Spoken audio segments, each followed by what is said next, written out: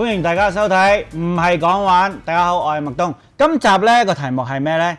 唔係講玩之講大話嗱，講大話呢唔係真係講嗰啲方言啊嗰啲大話，而係講緊我哋一個好宏大嘅一個理想嘅目標一個夢想。咁今日呢，好開心請到 William 同埋阿葉去講下呢個主題。我覺得好有趣嘅，因為我有睇兩個人嘅作品，兩個人嘅風格好唔同，所以咧就可以講下大家個理想同埋佢彼此之間咧係好 friend 嘅。我知道。咁咧，我想問啦，William 係你嗰個 concept， 我睇你 IG 啊，或者有好多上網嘅一啲research 就知道你係好中意用啲廢物利用去整成一啲玩具啦。前面咧都有啲你嘅作品啦，左手邊嗰啲。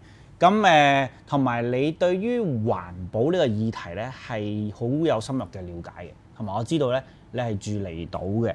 咁咧我就想問啦，你哋即係你嘅創作嗰個來源係咪嚟自於因為喺離島一種生活嘅節奏，或者一啲你見到嘅嘢而去創作嘅呢啲作品？會係嘅，因為其實最初點解會開始咧？可能即係我哋做創作啦，好多時會製造好多廢物嘅。咁由呢啲廢物開始先，跟住即係可能你好除咗啲發泡膠，又有唔同嘅膠料紙又有，跟住開始咗做啲立體，之後慢慢又因為我住長洲啦，咁因為某啲沙灘即係可能長期即係會污糟啲，咁又試過去沙灘執垃圾啦。咁當中原來垃圾裏邊都有啲有趣啲嘅物件。最初可能會執啲嗰啲沙灘嘅木嘅，跟住慢慢有啲其他膠料。咁又嘗試放落自己啲作品裏邊咯。咁我想問就係、你係冇一個玩具嗰個設計圖喺個腦度，純粹係執啲一啲可能垃圾啊，所以先會慢慢去一路砌一路諗個作品咧，定係已經有個藍圖嘅咧？有一大約嘅藍圖，但係都係一路砌一路諗，因為你一嚿嘢喺手，即係我譬如呢個啦，有個身啦，咁究竟乜嘢安落去最夾咧？即係每樣試嘅喎。咁你可能試到我呢個樽蓋安落去原來好夾嘅，呢個洗頭水嗰個蓋安落去有似個頭嘅，咁樣慢慢去砌出嚟咯。所以冇一個清晰嘅藍圖，即係試下試出嚟咯。因為咧，我睇呢一隻啦，我琴日喺 IG 度睇到嘅，我覺得好有趣嗰個位咧，就係我見到所有嘢都喺我生活當中我見過，然後合出嚟呢隻嘢，我唔知道觀眾有冇留意到呢個，我覺得係有生命力嘅，即係或者嗱呢個咧就係我哋日日都會見到㗎，日日都撳㗎啦，日日都撳㗎啦。個冬菜咧就係你間唔時喺雜貨店入都會見到啦，跟住咧又知道呢個腳咧係一個扭蛋殼嚟嘅。咁所有嘢都係喺我哋生活當中出現過嘅嘢，但係合成咗咧就變咗我完全冇諗過係可以咁樣。同埋我見到你 IG 好多，就算唔係一啲玩具嘅作品，有一啲係咪可以叫壁畫咧？即係一啲有畫作啦，畫作有少量嘅壁畫啦。然後我就見到係有一種歷史感，即係我閱讀就係一種歷史感啦，一種好獨特嘅風格口味。咁相對於阿葉好唔同啦，即係我睇到佢 IG 咧，就我見到你有幫啲電影咧整啲 poster 啊，嗰個顏色上咧好繽紛嘅，而相對阿 William 咧就係一種啡啡灰灰，就好似你而家好舊化，好唔同。但係我覺得最有趣嘅位，因為我今日先知原來佢哋兩個係好 friend 嘅。我好難想像，即係譬如我作為劇場有一啲同啲好 friend 嘅朋友，其實就算個戲劇口味咧都唔會相差得太遠。但我就諗緊，點解會咁嘅咧？咁我想問下阿葉，你嗰個依家你嗰個風格係一啲好色彩繽紛啊！我想問嗰個原點係點樣㗎？原點啊！我諗我原點唔係色彩繽紛㗎。我原點其實咧，喺 IG 再前期少少嘅時候咧，係好多黑色嘅線啊。我其實好中意畫啲好幼細線條嘅一個 artist 嚟嘅。咁後尾衍生好多好多色彩繽紛嘅原因，可能都係我嘅喜好啦。可能我都好中意日本嘅嘢啊、動漫啊，或者一啲 artist 都係好繽紛嘅，可能都會影響到我後期就會比較多好多 colourful 嘅嘢咁。我見到你有一句説話，我即刻要 mark 低佢，我今日一定要問你。係阿葉係講過咧，就係純粹之中尋找自我。呢句説話咧係其實基本上係我作為演員嘅一個創作嘅一個，你當係座右銘嚟，即係學咗好多嘢。即係我唔知你哋作為一個玩具設計師，會唔會有呢個諗法，就係我學咗好多技巧，我學咗好多諗法，但係最後都係翻去一種純粹、一種好簡單、好 pure 嘅一種嘅思維模式啦。咁阿葉，你點樣 interpret 呢句咧？我諗對我嚟講，純粹一樣嘢係因為我諗透過畫好多我好中意畫線㗎嘛，好中意畫啲線，好似頭髮，好似啲無定向嘅嘢嘅線條嘅時候咧，嗰種純粹就係我唔刻意俾一啲 topics 佢，我唔刻意俾一個構思佢，但喺畫嘅過程入邊咧，好隨個心入邊嗰個諗法咧去表達啦。咁呢樣嘢就係嗰種純粹。我對嗰種純粹係好有一種點講咧，個人好平靜，好安全感，亦都好開心嘅其實。因為佢冇話因為我要係特登去畫乜嘢而畫呢樣嘢，而係真係隨住心入邊嗰種喜好而流動嘅時候咧，就係嗰種純粹。但我覺得難嘅做 artist，因為我哋有好多時候都有好多 topics 啊，要跟好多人 set 嘅一啲框架去做嘅過程入邊咧，其實係好難啲純粹。所以我都會好想有一啲自己嘅時間去做一啲好純粹嘅作品。因為我就綜合翻兩位所講啦，即係我哋今個 topic 係講大話，即係都好宏大嘅理想。咁其實如果我綜合翻，係咪就係堅持翻自己一啲喜歡嘅嘢，或者一啲堅持嘅信念，去繼續行呢條路，係咪應該咁樣咧？兩位覺得？咁我要問下 William 先啦，你覺得？我都認同嘅，但係堅持得嚟咧，即係好似我會覺得都係不斷咁探索嗰種堅持，究竟係咪一定係呢個方向咧？即係可能我做呢個自己呢個系列之前，有另一舊啲一啲咧，同你嗰啲顏色唔同嘅。咁呢個都係堅持得嚟，但係探索緊另一樣嘢咯，都會係。葉咧？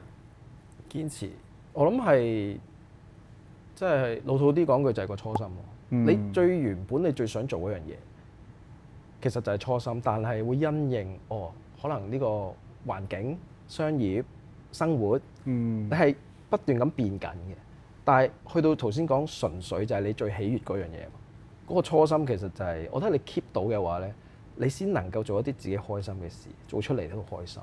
即係我哋可以綜合翻以上講嘅嘢，就係寄予一啲嚟緊入行嘅一啲玩具設計師，甚至可能你未必做玩具嘅，做一啲設計師或者做一啲藝術創作。當中你會遇到好多困難或者一啲生活嘅壓迫、經濟嘅負擔，但係你都要記住你自己個初心，係咪可以咁講？係嘅，係好重要添。好咁咧我聽到你哋兩個咧。嚟緊9月係有一個大作諗住搞喎，嗰個可唔可以透露少少係咩咧？即係其實都係一種，係一種，我覺得作為任何嘅設計嘅工業都好啦，有個同伴行咧係爭好遠，好過自己一個人努力嘅。咁你哋兩個係嚟緊有一個合作係嘛？其實係嚟緊9月咧，我哋有機會我同 William 啦就會 join 一個其實香港人嚟嘅，佢就去咗日本定居啦。咁佢喺嗰邊咧就搞一啲嘅 exhibition 咧，去咗世界各地唔同嘅人嘅。咁我哋只係一個類似參與嘅角色，兩個一齊去嗰度參與。咁點解要去嗰個地方參與咧？嗰個地方叫瀨戶內海啦。咁其實咧每3年一次咧，嗰個瀨戶內海都有個藝術祭嘅，係好大型嘅，因為嗰度咧有好多嘅離島。就會開放好多嘅 gallery，有300幾個 point 俾啲人去睇好多嘅作品。咁就咁啱，其實2025年咧，我就同阿 William 有機會去咗個藝術祭。又咁啱我之後再去日本嘅時候咧，就識得呢一個嘅搞手。跟住咧就咁不如我哋一齊 join 呢件事啦。咁點解真係要去到當地 join 咧？我哋嚟緊9月真係飛過去 join。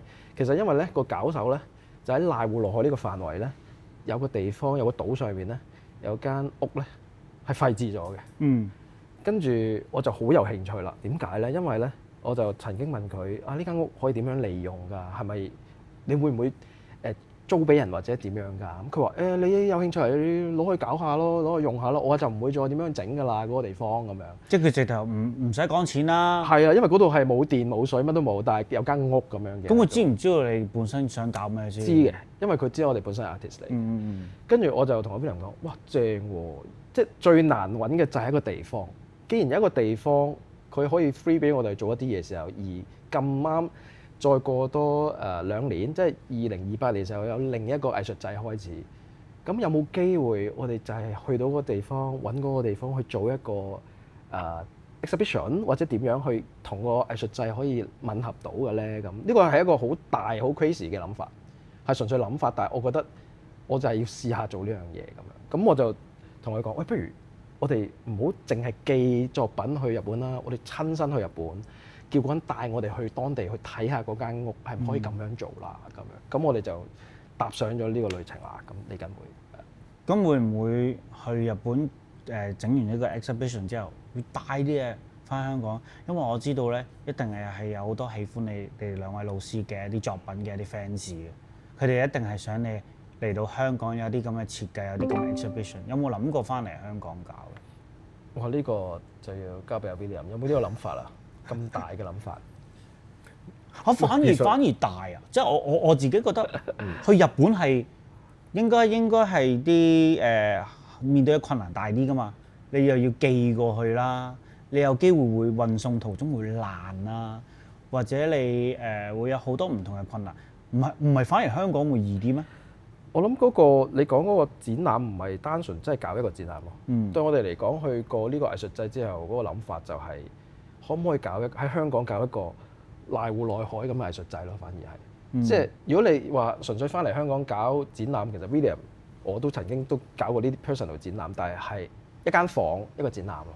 但我哋見到嘅係好多個島上邊開晒所有展覽館，或者啲民居變成一個展覽嘅場地。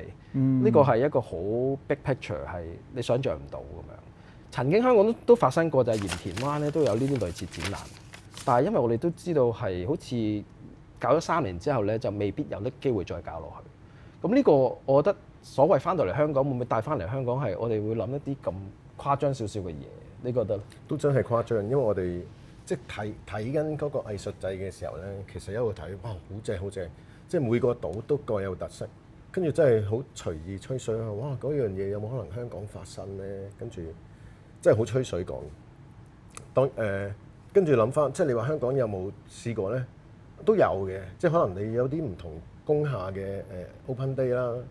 咁長洲同坪洲大嶼山都有啲 multi island festival 嘅。但係嗰樣嘢點樣可以去到同瀨戶內海嗰件事比咧？因為我哋即係睇過，跟住因為即係而家諗翻，即係都仲有好多某幾間屋可能係會好震撼嘅。咁嗰樣嘢會真係帶到嚟香港咧？即係當然，我覺得而家諗咧，天方夜譚嚟嘅。唔係應該你我可唔可以咁講？就係話嗰個宏大嘅理想目標就係我喺香港搞一個 festival， 係關於玩具，可能會有一啲唔同風格嘅玩具設計師擺埋喺一個 festival 入邊，咁可以互相認識、互相吸收。係咪一個對於 William 嚟講係一個最大嘅一個目標咧？呢個如果即係我哋上次睇過瀨戶內海啦，即係嗰樣嘢，即係玩具又好或者其他藝術創作咧，即使其實 M+ 裏邊都有啲非常好嘅作品。咁但係問題點樣變成一個藝術祭咧？即係你3年一次，即係就係嗰3年集中晒。嗰個藝術祭，跟住我哋係真係震撼咗我哋兩個嘅，其實同埋民間少少。佢係我諗個震撼係，我走入去 M+，我梗係知睇緊藝術館啊嘛，係咪？咁我有個心理準備入去，哇好多嘢睇。佢個藝術真係好得意，我行入去民居，即係我講下我經驗。我行入去民居話有嘢睇㗎呢度，佢指住有啦咁樣入去啦。我一入到間屋入邊咧，間屋入邊有個瀑布，即係你幻想一下，我入到間民居入邊有個瀑布，佢嘅震撼就係咁樣。即係嚇點解嗰間屋入邊係會有個瀑布嘅？佢哋係咪有坐船嗰個？唔係喎。哦，唔係，我之前㗎啦。跟住我同阿 William 再去嗰一屆咧，又係好誇張。咁有間屋啦，咁大呢度咁大 area，入邊點解裝滿咗水係可以坐船嘅咁？即係呢啲諗法係你會香港嚇，我未見過呢啲嘢喎，係真係去到嘅時候你係會震撼嚇，真係㗎！我哋係經驗到。咁我覺得我反而係覺得係呢啲咁 unexpected 嘅嘢，就唔係一啲我入到去個展覽館睇展覽咯。即係呢啲我都 expect 到嘅，但係去到一啲你民居。一啲創意係你淨係 expect 唔到呢啲咧，我係覺得係好想喺香港發生，即係呢個會好 inspire 到人去諗嘢啊，或者係 inspire 到啲年青人咧去做啲再誇張啲嘅諗法，唔係咁局限。哦，我一定要做一嚿嘢放喺張台上邊，我覺得呢啲係局限嚟嘅。其實有更多可能性咯，我覺得呢啲。咁我就開始明白點解你哋會咁 friend，因為咧我見到你哋嗰個共通點就係我中意啲貼地嘅嘢。我唔中意啲一嚟到我去睇一個藝術品咁樣，我係中意嗰樣係慢慢滲緊入去你嘅生活當中。而我見到呢啲玩具就係阿葉你收藏嘅。係啊！我本身收藏。咁係馬來西亞嘅設計師嘅作品啦，有呢兩個。咁同埋呢兩個就係哥斯拉 Express 嘅作品嚟嘅，係一啲Q 版咗嘅哥斯拉作品啦。咁我稱我中意儲嘅嘢係一啲古怪啲嘅作品嚟，古怪啲嘅作品。嗰啲樣係好奇奇怪怪啊，唔係原本嗰個樣嗰啲咧，我係幾中意。同埋我諗呢個 artist 咧，佢最正就係佢本身係一個插畫師嚟嘅。咁佢另外仲有一個嘅即係兩個 artist 咧，一個就係做模型嘅 artist，同埋嗰個插畫師 artist 咧就創作咗將啲畫變成一啲咁嘅立體啦。同埋我覺得佢個畫味非常之重。好少見啲畫味咁重嘅作品咯，我覺得。咁我比較中意呢啲奇怪啲嘅嘢啦，咁樣係。所以我就你兩個中意嘅嘢，雖然就係好唔同嘅風格，但係其實我閲讀到就係你兩個個理念係近嘅。咁我就希望你哋嗰個瀨回落海嗰個成功可以舉辦到，然後好多人會喜歡你哋嘅作品。我哋係堅持翻我哋嘅初心，點樣可以實踐我哋嗰個，即係我個諗法就係唔會停嘅，嗰個理想係唔會停嘅，不停有唔同嘅嘢刺激，然後令到自己個作品更加保持翻自己嘅自我，繼續發掘你哋嘅創作。今集好多謝 William 同埋阿葉 ，thank you，thank you，thank you，麥東 ，thank you。唔係講玩，我中意食太陽煎蛋。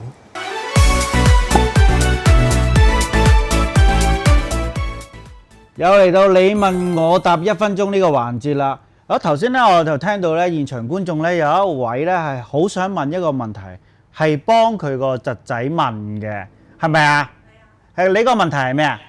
我個有侄仔咧好中意藝術嘅，我想問下嘉賓咧點樣啟發到令到佢追夢咧？點樣如何追夢咧？如何追夢 ？OK， 係啦。你真係有個侄仔嘅？係啊。讀咩藝術？